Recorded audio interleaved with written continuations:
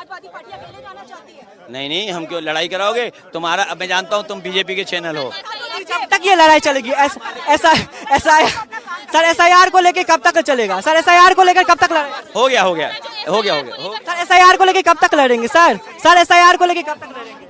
Doctor Rohini Ghavri ने फिर एक बार चंद्रशेखर आजाद पर एक बड़ा आरोप लगाया है।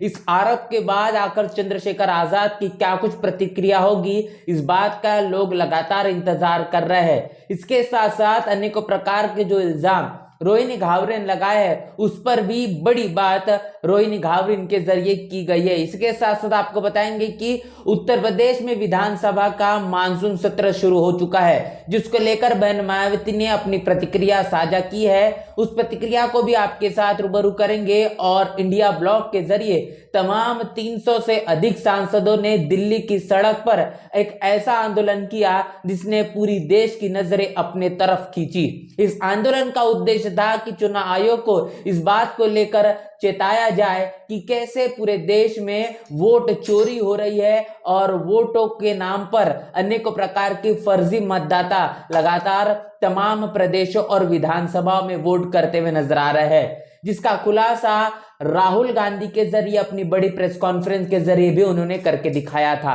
और इसी मसले को लेकर ये जो आंदोलन हुआ, इस आंदोलन में जो तस्वीरें निकल कर आई जिस पर अखिलेश यादव ने अपनी बड़ी प्रतिक्रिया दी है, और इस आंदोलन को लेकर वंचित बहुजन आघाड़ी के राष्ट्रीय अध्यक्ष प्रकाश अंबेडकर ने अपनी एक अलग थलग प्रतिक्रिया दी है। वो भी प्रतिक्रिया इस वक्त बहुजन समाज के हर एक तबके तक जाना पहुंचना सबसे ज्यादा आवश्यक है। जब से देश के उपराष्ट्रपति रहे जगदीप धनखड़ इन्होंने इस्तीफा दिया है, इनके इस्तीफे के बाद उनका आखिर पता नहीं लग पा रहा है, उनका स्वास्थ्य कैसा है, तमाम तरह की चिंता जताई जा रही है, जिसको लेकर बड़े वरिष्ठ नेताओं के जरिए अपनी प्रतिक्रिया, बड़े वकीलों के जरिए भी अपनी प्रतिक्रिया देखी जा रही। इस पर संजय राउत ने बड़े सवाल उठाए हैं। संजय राउत ने क्या कुछ कहा है वो आपके साथ रूबरू करेंगे।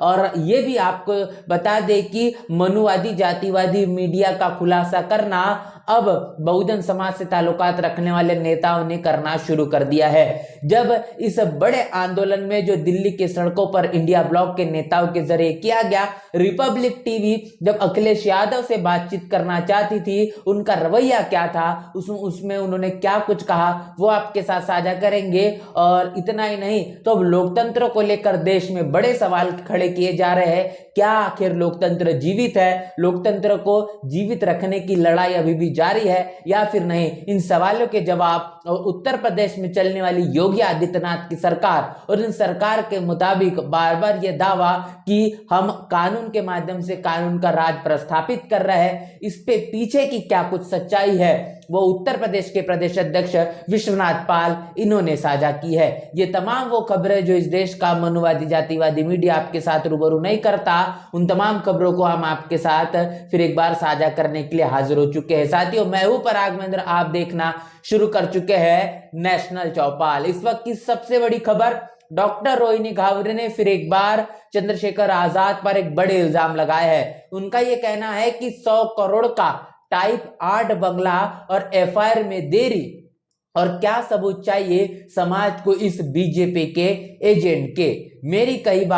मेरी कही हर बात सच्ची है समाज को बचाने के लिए। रोहिणी घावरी ने चंद्रशेखर आजाद को टाइप 8 का बंगला मिला है, जो उप मुख्यमंत्री जो होते हैं, पूर्व मुख्यमंत्री उप मुख्यमंत्री होते हैं, उन्हें मुहैया करवाया जाता है। ऐसे दर्जे का टाइप 8 बंगला चंद्रशेखर आजाद को दिया जाता है, जो अपने पार्टी के इकलौते सांसद है। आखिर इसके पीछे की क्या सच्चाई है? और इतना ही नहीं तो डॉक्टर रोहिणी घावरी चंद्रशेखर आजाद पर जो FIR करवाना चाहती है, स्विट्जरलैंड से उनकी ये प्रतिक्रिया लगातार देखी जा रही थी। उन्हें ये लगा कि ये मामला स्विट्जरलैंड से नहीं हल हो रहा, उन्हें ये लगा कि भारत लौटना होगा और अपनी इस लड़ाई को न्यायिक तौर पर लड़ने के लिए खुद ही मैदान में आना होगा।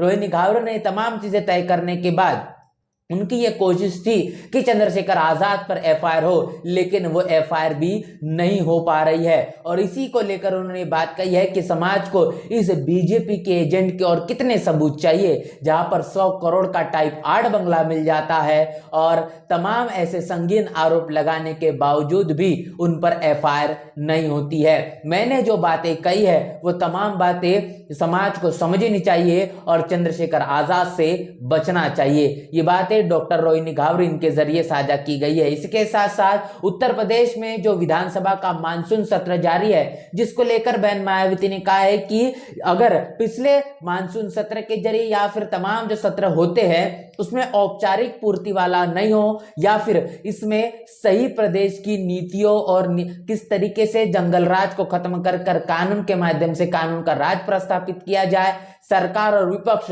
दोनों अपने राजनीतिक स्वार्थ को छोड़कर द्वेष और कटुता को त्याग कर उत्तर प्रदेश की जनता के लिए उनके आमूलचूल परिवर्तन के लिए क्या कुछ होना चाहिए, उस पर अगर सोचा विचार किया जाएगा तो निश्चित रूप से ये उचित कदम होगा। इसके साथ साथ आगे कहा गया है कि संसद का जो भी मानसून सत्र चल रहा है उसमें पूरी तरह से शांतिपूर्ण तरीके से नहीं चलने के कारण अपेक्षा के अनुसार जो सही कार्य होने चाहिए थे वो नहीं हो पा रहे हैं और इसी कारण जनता और देश ज्वलंत मुद्दों पर गंभीरता से चर्चा नहीं होने पाने को लेकर इस वक्त चिंता में है।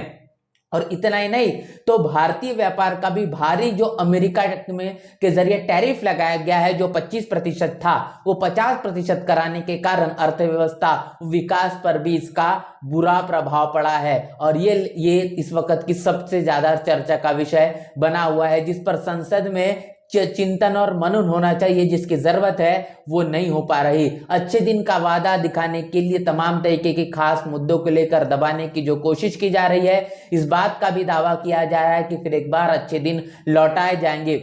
सरकार और विपक्ष दोनों उचित व समुचित इन तमाम मुद्दों को लेकर ध्यान दे, चाहे वोटर हो या वोटर सूची हो, उसके रिवीजन और ईवीएम आदि के संबंध में देश और जनहित एक लोकतंत्र से जुड़े मामले में जो किस्म किस्म की बातें देश में चल रही है, उन तमाम संदेह और अवश्य की यथाशीघ्र दूर किया जाए तो ये बेहतर होगा। आप देख पा रहे हैं कि बिहार में जिस तरीके से एसआईआर के चलते 65 लाख वोटों को काटा जा रहा है और जिन तमाम वोटरों में खासतौर पर दलित, आदिवासी, पिछड़े शामिल नजर आ रहे हैं, जो विपक्ष बार बार दावा कर रहा है, ऐसा कर इस देश के लोकतंत्र को कमजोर करने की ये कोशिश चुनाव आयोग और कहीं न कहीं भारतीय जनता पार्टी के जरिए होते हुए ही बार बार दिखाई दे रही है। एक बड़ा आंदोलन दिल्ली की सड़कों पर पूरे इंडिया गठबंधन के जरिए जो किया गया, जिसमें 300 से अधिक सांसद मौजूद थे। इसको लेकर अखिलेश यादव ने कहा है कि अपने हक और इंसाफ के खातिर लड़ेंगे, अब जुमलों की हर बंदिश हम पार करेंगे। जिस तरीके से प्रधानमंत्री मोदी के जरिए जो बातें कही जाती है, उन तमाम बातों को जुमलों के नजरे से देखा जाता है और अन्याय इस मुताबिक बढ़ चुका है कि चुनाव आयोग किसी भी तरीके से अब विपक्ष की बात सुनने के लिए तैयार नहीं है। वो तानाशाही वाला रवैया अपनाने के लिए इस वक्त खासतौर पर दिखाई दे रहा है। और इसी मसले को लेकर बता दें कि ये खबर सिर्फ और सिर्फ भारत तक के सीमित नहीं रही, तो इस खबर ने पूरे दुनिया का ध्यान खींचा है। द न्यूयॉर्क टाइम्स के जरिए ये खबर छापी गई है, जिसमें अखिलेश यादव की वो तस्वीर जो बैरिकेटिंग पर चढ़कर उस बैरिकेटिंग को वो पार करने की कोशिश कर रहे थे और चुनाव आयोग की तरफ कूच करने का उनकी जो ये कोशिश है वो चल रही थी। उसी दौरान ये खींची गई तस्वीर, जिसको लेकर द न्यूयॉर्क टाइम्स ने कहा है कि hundreds of Indian law makers detain at a protest claiming vote rigging. मतलब ये साफ है कि वोटों की चोरी हो रही है। इसको लेकर संसद के तमाम सांसदों ने इस बात को लेकर प्रोटेस्ट किया कि पूरे देश के साथ और मतदाताओं के साथ ज्यादती हो रही है, उनके हक, उनके वोट को छीना जा रहा है और इसी को लेकर एक बड़ा आंदोलन किया गया है। तो यहां पर कहने की, समझने की बात यह है कि जिस तरीके से चुनाव आयोग का रवैया है, भारतीय जनता पार्टी का जो रवैया है, इसके कारण भारत की जो छवि है पूरे दुनिया में कहीं ना कहीं धूमिल होते हुए दिखाई दे रही है। और मामले को लेकर बता दें कि प्रकाश अंबेडकर ने भी अपनी प्रतिक्रिया साझा की है, जिन्होंने कहा है कि अगर सच में चुनाव में गड़बड़ी के खिलाफ अगर लड़ाई लड़नी है तो मैं सिर्फ ये कह रहा हूं कि सिर्फ मोर्चा निकालने से न्याय नहीं मिलेगा, हमें न्याय अदालत से ही मिल सकता है। यदि विपक्षी दल वास्तव में इस सवाल को उठाना चाहते हैं तो उन्हें सुप्रीम कोर्ट में वंचित बहुजन आघाड़ी द्वारा दाखिल की गई याचिका में पक्ष बनाना चाहिए। मतलब ये कहना है कि जिस तरीके से सुप्रीम कोर्ट में अपने पूरे इस मामले को लेकर जो महाराष्ट्र में 76 लाख वोटरों में जो धांधली की गई है, बार बार प्रकाश अंबेडकर कह रहे हैं, इस मामले को लेकर वो मुंबई के हाई कोर्ट में भी गए, लेकिन वहां पर उनके इस याचिका को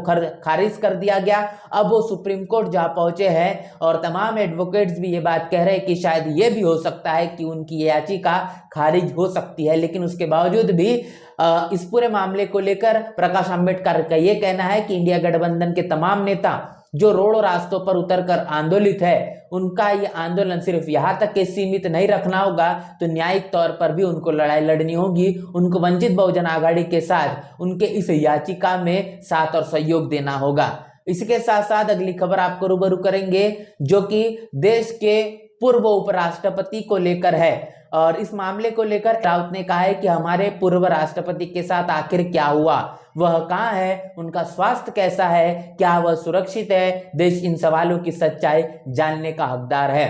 जब से मतलब कि अगर बात करेंगे 21 जुलाई जब से मानसून सत्र शुरू हुआ है, उस 21 जुलाई के बाद से जगदीप धनखड़ इनका इस्तीफा देखने को मिला और उसके बाद उनकी तमाम जो जानकारी लेने की कोशिश तमाम वरिष्ठ नेता बार बार करने की कोशिश कर रहे हैं, लेकिन उसके बावजूद भी उनका पता नहीं लग पा रहा है। और इसी मसले को लेकर लगातार ये जो चिंता है वो जताई जा रही है। आखिर जगदीप धनखड़ कहाँ है, उनका स्वास्थ्य क्या है, कैसा है, अगर वो अभी तक सुरक्षित है या फिर नहीं, ऐसे बड़े सवाल खड़े किए जा रहे हैं। जो आंदोलन दिल्ली के सड़कों पर किया गया है, जो वोट चोरी को लेकर चुनाव आयोग के खिलाफ में, इस पर जब रिपब्लिक टीवी ने अखिलेश यादव के साथ मुलाकात की, उनसे बातचीत करने की कोशिश की, तो अखिलेश यादव ने साफ तौर पर यह कहा है कि मैं जानता हूं तुम बीजेपी के चैनल हो। मतलब इस देश की मनुवादी जातिवादी मीडिया जो हिंदू मुस्लिम और अनेकों तरीके के इस देश के विपक्ष के मुद्दों को दबाने की कोशिश करती है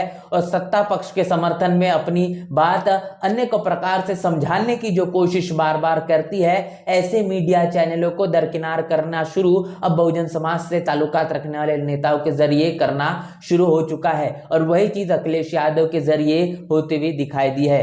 और इसके साथ साथ ये भी समझना जरूरी है कि देश में लोकतंत्र क्या इस वक्त कितना ज्यादा आवश्यक है, उसे बचाना, या फिर इसको लेकर लोगों की क्या कुछ प्रतिक्रिया है।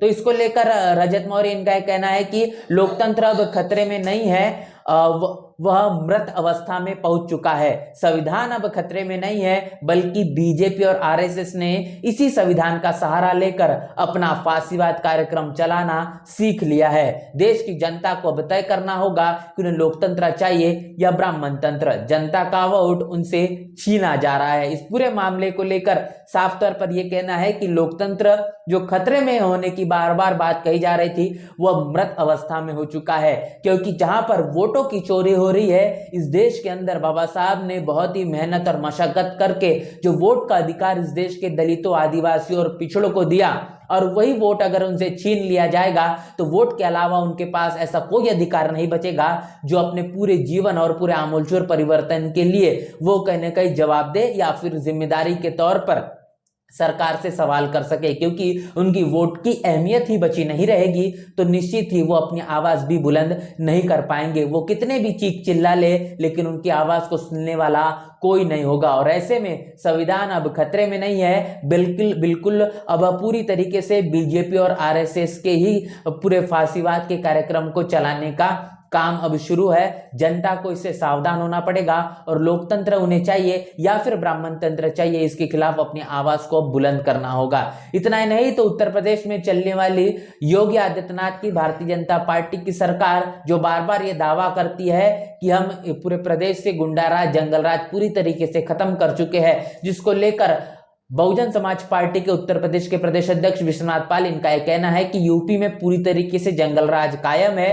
कानून व्यवस्था बेहाल है। आज कौशाम्बी में पाल समाज के बेटे प्रधान राजेश कुमार पाल पर दिन दहाड़े ही गोली चलाई गई है। बीजेपी सरकार में कानून का भय खत्म हो गया है। एक जनप्रतिनिधि पर बदमाशों द्वारा गोली चलाई जा रही है। जो प्रधान है, प्रधान पर इस तरीके से जो गोली चलाने का मामला दिन दहाड़े होता हुआ नजर आ रहा है। आम जनता के साथ क्या कुछ नहीं होता होगा, उत्तर प्रदेश की जनता के लिए, पूरे उत्तर प्रदेश के लिए इस वक्त का सबसे बड़ा सवाल है।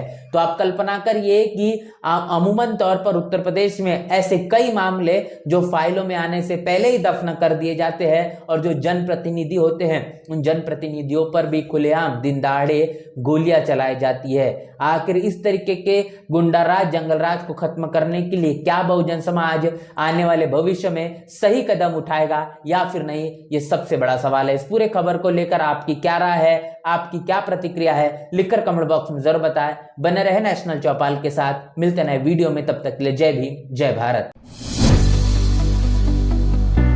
बहुजन समाज की हर खबर पाने के लिए चैनल को सब्सक्राइब करें, लाइक करें, शेयर करें। नेशनल चौपाल को बचाने के लिए ज्वाइन बटन क्लिक करके चैनल की सदस्यता लें और चैनल को आर्थिक मदद करें।